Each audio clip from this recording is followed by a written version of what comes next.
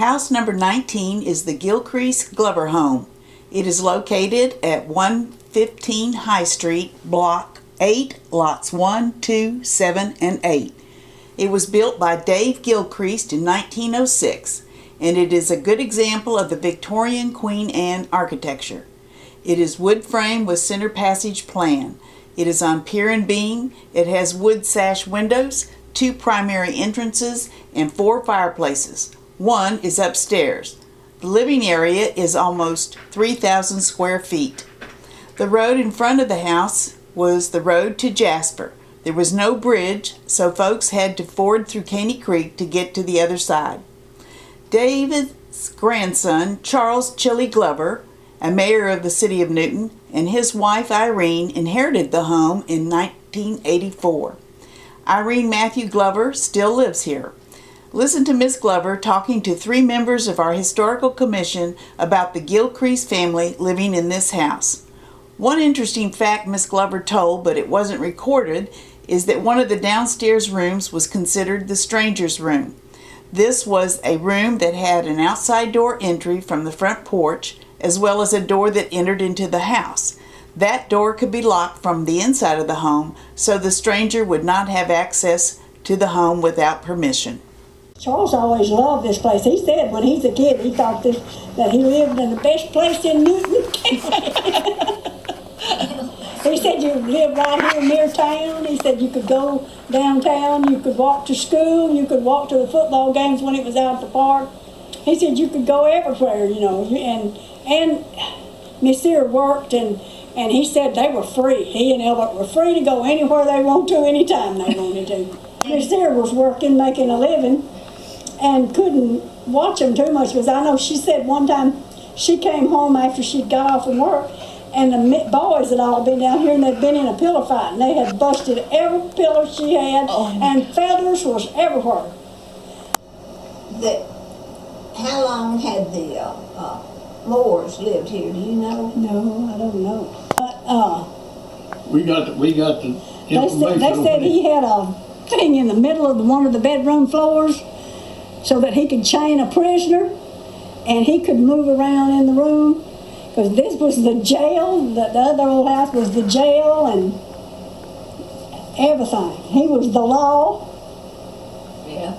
Because if it wasn't for this hill to be here, and I know Charles said when you wanted to put up a fence, you could dig about 2 feet down, and then you had to start chiseling into the whatever's under there to make it any deeper. Because, and I guess that's what turns the creek. Every time it starts this way, well, when it hits this land, it turns, and it's coming right toward you might say the kitchen door in there. Charles and them used to find, and we used to find, all kind of arrowheads and all where the Indians had camped on the creek. There's 2 bedrooms upstairs, one large bedroom and one just regular bedroom with a fireplace in it. Wow, whole house? Well, they didn't have a bathroom. They had a bath for a room, but they drug a tub in it and took a bath. They didn't have any running water at all. Not even when I first come up here. There, that went out on that L porch. No, it was behind the refrigerator.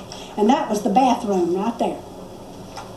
That little space? As I told Fred Campbell one time, I said you had to go out on the porch and go in the door to the bathroom. She said, well, sure, they did, she said.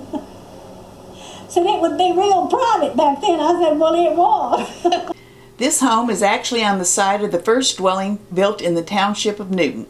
When Newton was designated as a county seat in 1853, Major John Moore was one of the first people to locate here. Thomas A. Wilson stated in his book, Some Early Southeast Texas Families, that Major John Moore cut the first bush and built the first house in Newton. I.C. Hardy Koenig confirms in Newton County Nuggets that Major Moore was named to build the county courthouse, but first he had to build a home for his family. He quickly built a log cabin which housed himself, his wife Sarah, and their 5 children, Mary, Sally, Arbel, Christina, Clemmy. As a side note, later on, one daughter married a Powell, one a Nimitz, another a Darty, and one a Hardy. All these family names continually pop up in Newton's history. See the picture of the Rogers log cabin sketch?